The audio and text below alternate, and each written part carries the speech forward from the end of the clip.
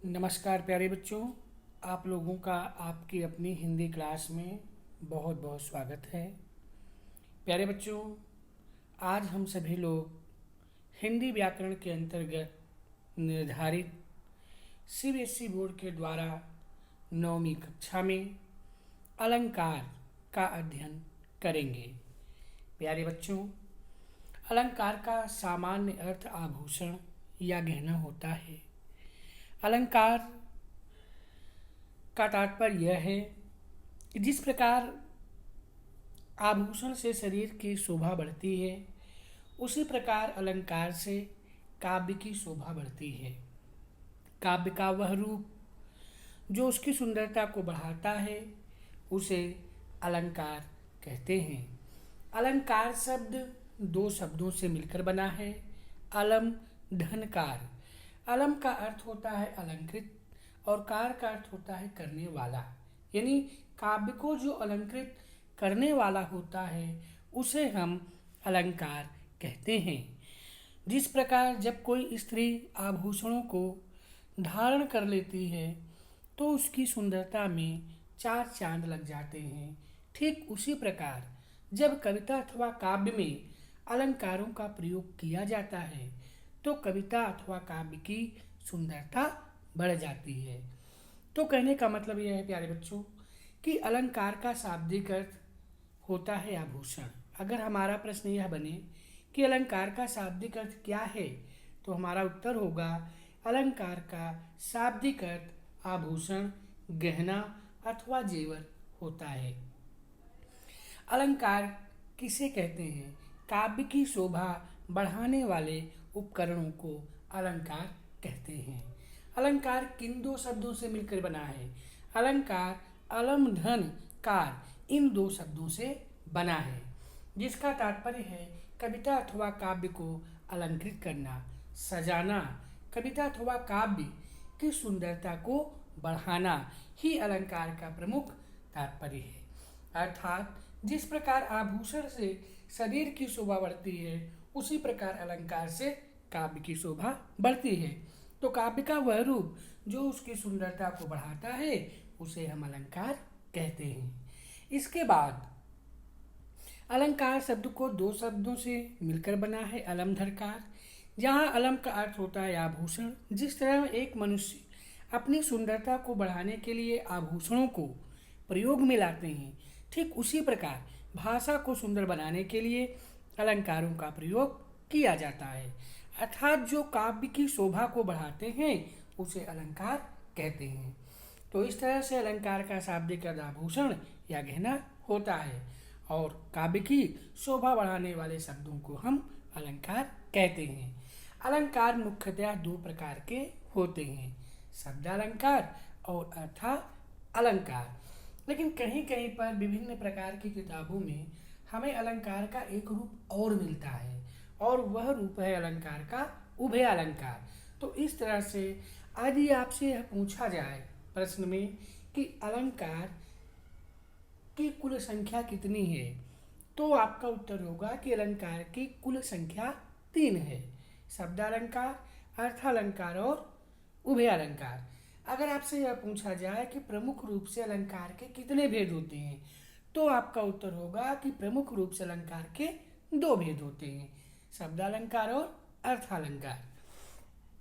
इसके अलावा शब्दालंकार किसे कहते हैं और अर्थालंकार किसे कहते हैं, या शब्दालंकार और अर्थालंकार का क्या आशय है, अथवा शब्दालंकार और अर्थालंकार में क्या अंतर है। इस तरह से हमारे 3 प्रश्न ये बनते हैं। तो जहाँ कविता अथवा काव्य में अर्थ शब्दों के द्वारा चमत्कार उत्पन्न होता है, वहाँ पर आपका शब्दालंकार होता है। अर्थालंकार जहाँ कविता अथवा काव्य में अर्थों के द्वारा चमत्कार उत्पन्न होता है, वहाँ पर आपका अर्थालंकार होता है। अर्थात प्रश्न हमारा यह बनता है कि शब्दालंकार किसे कहते हैं? जब काव्य में शब्दों के विशिष्ट प्रयोग से सुंदरता या चमत्कार उत्पन्न होता है तो वहाँ शब्दालंकार होता है। फिर हमारा अगला प्रश्न है कि अर्थालंकार किसे कहते हैं? जब काव्य में अर्थ के कारण सुंदरता या चमत्कार उत्पन्न होता है तो वहाँ पर हमारा अर्थालंकार होता है। इस तरह से फिर प्रश्न हमारे सामने यह बनता है कि शब्दालंकार के कितने भेद होते हैं। तो हमारा उत्तर है कि शब्दालंकार के मुख्यतः 3 भेद होते हैं: अनुप्रास अलंकार, यमक अलंकार और श्लेष अलंकार। अर्थालंकार कितने भेद होते हैं? अर्थालंकार के मुख्य रूप से 8 भेद होते हैं: उपमा अलंकार, रूपक अलंकार, अतिशयोक्ति अलंकार, उत्प्रेक्षा अलंकार, पुनरुक्ति अलंकार, मानवीकरण अलंकार, अन्योक्ति अलंकार और संदेह अलंकार। यदि आपसे अब यह प्रश्न पूछा जाए कि शब्दालंकार किसे कहते हैं, तो आपका उत्तर होगा जहाँ कविता अथवा काव्य की सुंदरता शब्दों के द्वारा बढ़ाई जाती है वहाँ पर शब्दालंकार होता है। फिर आपसे प्रश्न यह पूछ लिया गया कि उदाहरण से समझाइए, जैसे रघुपति राघव राजा राम, पतित पावन सीताराम। यहाँ इस पंक्ति में शब्दों के द्वारा चमत्कार उत्पन्न होने के कारण यहाँ पर शब्दालंकार है। फिर प्रश्न हमारा यह बनता है कि अर्थालंकार क्या है? जहाँ कविता अथवा काव्य में अर्थों के द्वारा उसकी सुंदरता बढ़ाई जाती है वहाँ अर्थालंकार होता है। जैसे पीपर पात सरिस मन डोला, हमारा जो मन है वह पीपल के पत्ते की तरह डोलता है, अर्थात जिस तरह से पीपल का पत्ता प्रत्येक क्षण हिलता रहता है, अस्थायी नहीं होता है, ठीक उसी तरह से हमारा मन भी है, यह प्रत्येक क्षण इधर उधर डोलता रहता है, अस्थायी नहीं रहता है। तो इस तरह से फिर हमारा अगला प्रश्न यह बनता है कि शब्दालंकार कितने भेद होते हैं? तो हमारा उत्तर होगा शब्दालंकार के 3 भेद होते हैं: अनुप्रास अलंकार, यमक अलंकार और श्लेष अलंकार। फिर हमारा प्रश्न यह बनता है कि अर्थालंकार के कितने भेद होते हैं प्रमुख रूप से? तो अर्थालंकार के अभी तो कई भेद होते हैं, लेकिन प्रमुख रूप से 8 भेद निर्धारित हैं, जिसमें उपमा, रूपक, अतिशयोक्ति, उत्प्रेक्षा, पुनरुक्ति, मानवीकरण अलंकार, अन्योक्ति अलंकार और संदेह अलंकार। तो इस तरह से प्यारे बच्चों हम लोगों ने यहाँ पर अलंकार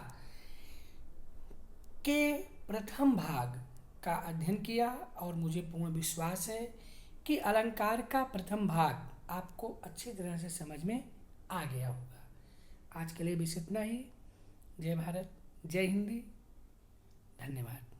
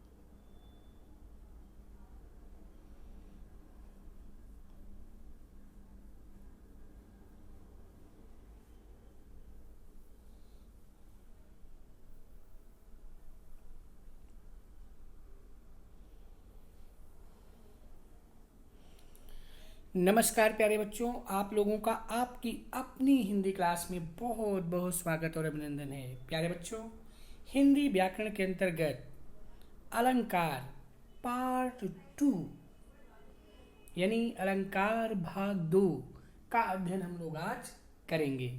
प्यारे बच्चों, अभी तक आपने यह पढ़ा था कि अलंकार किसे कहते हैं। काव्य की शोभा बढ़ाने वाले उपकरणों को अलंकार कहते हैं। अलंकार का शाब्दिक अर्थ आभूषण या गहना होता है। फिर आपने पढ़ा था कि अलंकार शब्द अलम धनकार इन 2 शब्दों के योग से बनते हैं, जिनका अर्थ होता है कविता अथवा काव्य को अलंकृत करने वाला। इसके बाद फिर हम लोगों ने यह पढ़ा था कि अलंकार के 2 भेद होते हैं, शब्दालंकार और अर्थालंकार। फिर जहाँ कविता अथवा काव्य में शब्दों का प्रयोग किया जाता है वहाँ पर शब्दालंकार होता है, जैसे रघुपति राघव राजा राम, पतित पावन सीताराम। जहाँ कविता अथवा काव्य में अर्थों के द्वारा चमत्कार उत्पन्न होता है या उनकी सुंदरता बढ़ती है वहाँ पर अर्थालंकार होता है, जैसे पीपर पात सरिस मन डोला। इसके बाद फिर हम लोगों ने यहाँ पढ़ा था कि शब्दालंकार के कितने भेद होते हैं। तो शब्दालंकार के 3 भेद होते हैं, अनुप्रास अलंकार, यमक अलंकार और श्लेष अलंकार। अब हम आज हिंद अलंकार पार्ट 2 में शब्दालंकार के इन्हीं तीनों भेदों के विषय में चर्चा करेंगे। तो शब्दालंकार के अंतर्गत जो इसका पहला भाग भेद है वह है अनुप्रास अलंकार। अनु माने बार बार, प्रास माने आए, बार बार जो आए उसे ही हम कहते हैं अनुप्रास अलंकार। यानी जब एक ही वर्ण या अक्षर किसी कविता की एक ही पंक्ति में या किसी कविता के एक पद्यांश में बार बार आए तो वहाँ पर आपका अनुप्रास अलंकार होता है। यानी एक ही अक्षर जहाँ पर या जब एक ही वर्ण या एक ही अक्षर बार बार आता है तो वहाँ पर आपका अनुप्रास अलंकार होता है। जैसे तरणि तनुजा तट तमाल तरुवर बहु छाए, इस पंक्ति में आप देखेंगे कि जो ता वर्ण है उसका प्रयोग कई बार किया गया है। तरणि, तनुजा, तट, तमाल, तरुवर, बहुछाए, बार बार ता वर्ण आने के कारण यहाँ पर आपका अनुप्रास अलंकार है।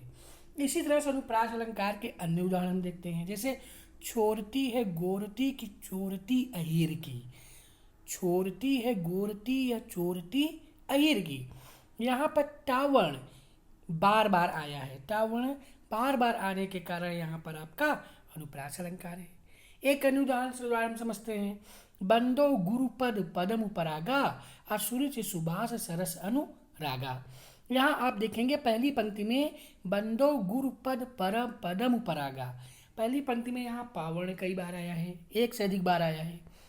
दूसरी पंक्ति में सूरज सुबास सरस अनुरागा, इसमें सावर्ण कई बार आया है। तो जहाँ पर एक ही वर्ण कई बार आए, बार बार आए, वहाँ पर आपका अनुप्रास अलंकार का प्रयोग किया जाता है। इसके बाद फिर हमारा दूसरा अनुप्रास अलंकार क्या होता है। अनुप्रास शब्द 2 शब्दों से मिलकर बना है, अनुधन प्रास। यहाँ पर अनु का अर्थ है बार बार, अप्रास का अर्थ होता है वर्ण। जब किसी वर्ण की बार बार आवृत्ति हो, अर्थात जब कोई वर्ण बार बार आए, तब जो चमत्कार होता है उसे ही अनुप्रास अलंकार कहते हैं। जैसे तरन तनुजा तमाल तरुवर बहुछाए, यहाँ पर ता वर्ण की आवृत्ति बार बार होने के कारण यहाँ पर अनुप्रास अलंकार होता है। अब हमारा आता है इसके बाद दूसरा अलंकार जिसका नाम है यमक अलंकार। यमक का शाब्दिक अर्थ होता है युग्म।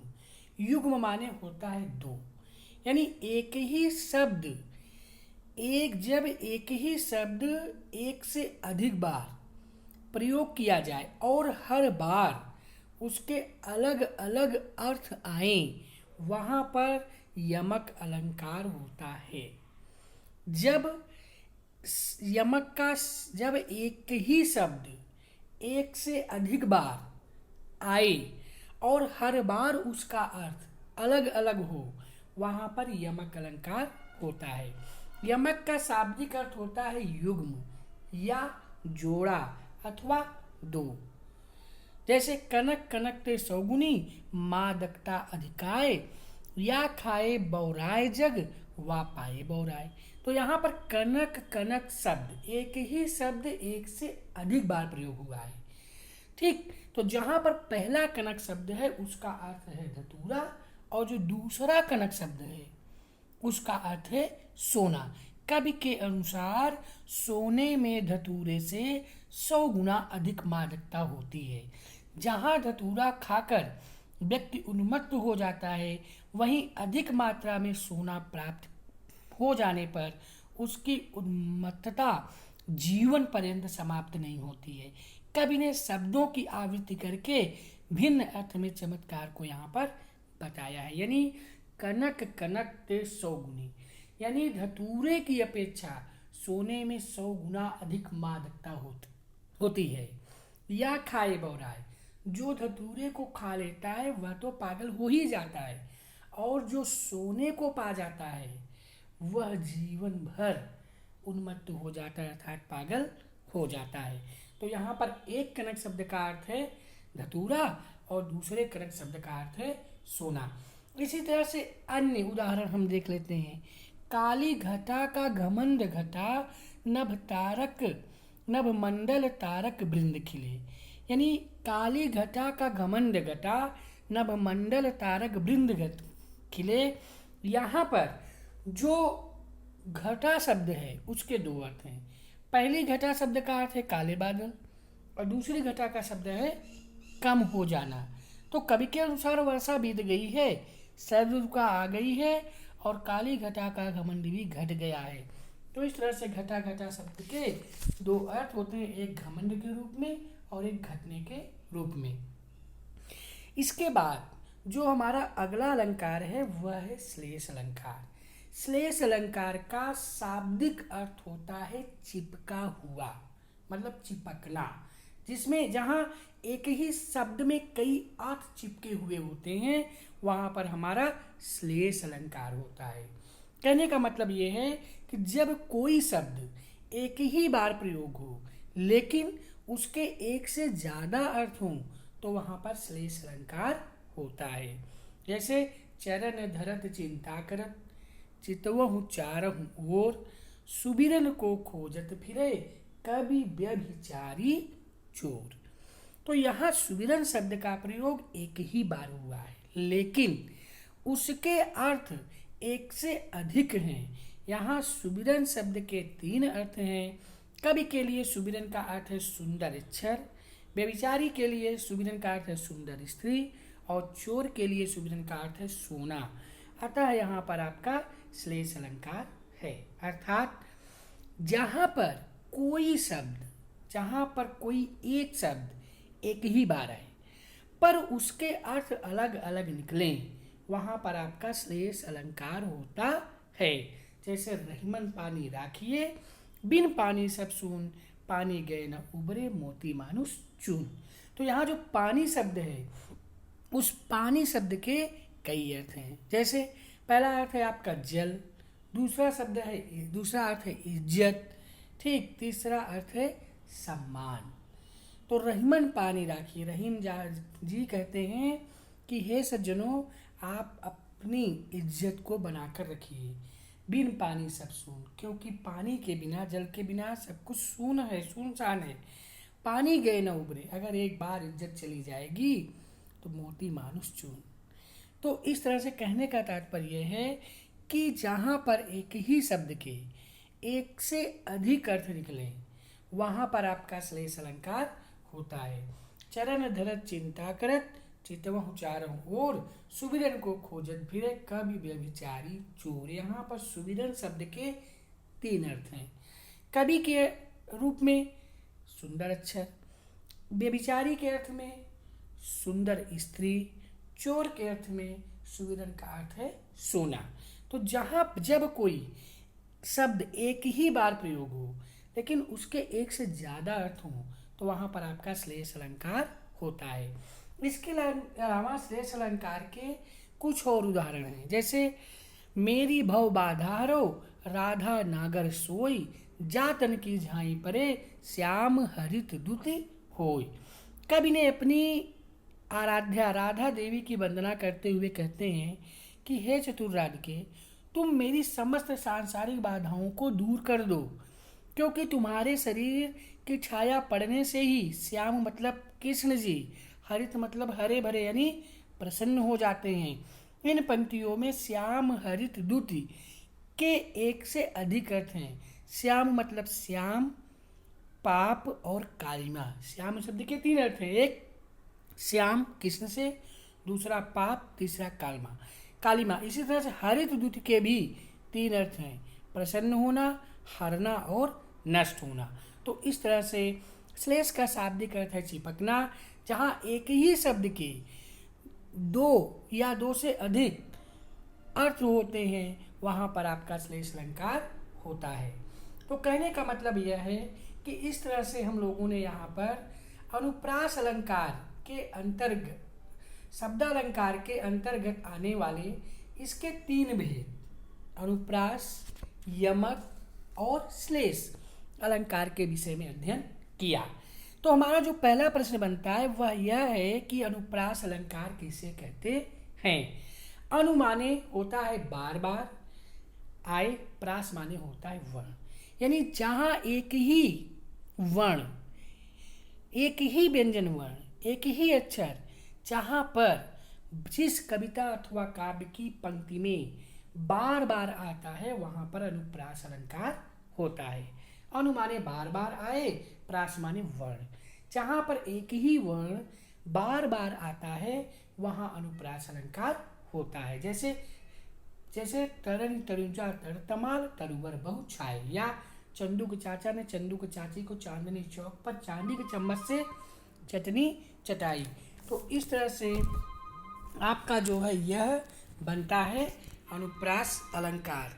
इसके बाद जो हमारा अगला अनुप्रास जो हमारा अगला आता है वह है, इसके बाद जो हमारा अगला आता है वह है यमक अलंकार। यमक अलंकार में एक ही शब्द दो या दो से अधिक बार आते हैं, परंतु हर बार उनके अर्थ अलग अलग होते हैं। क्यों?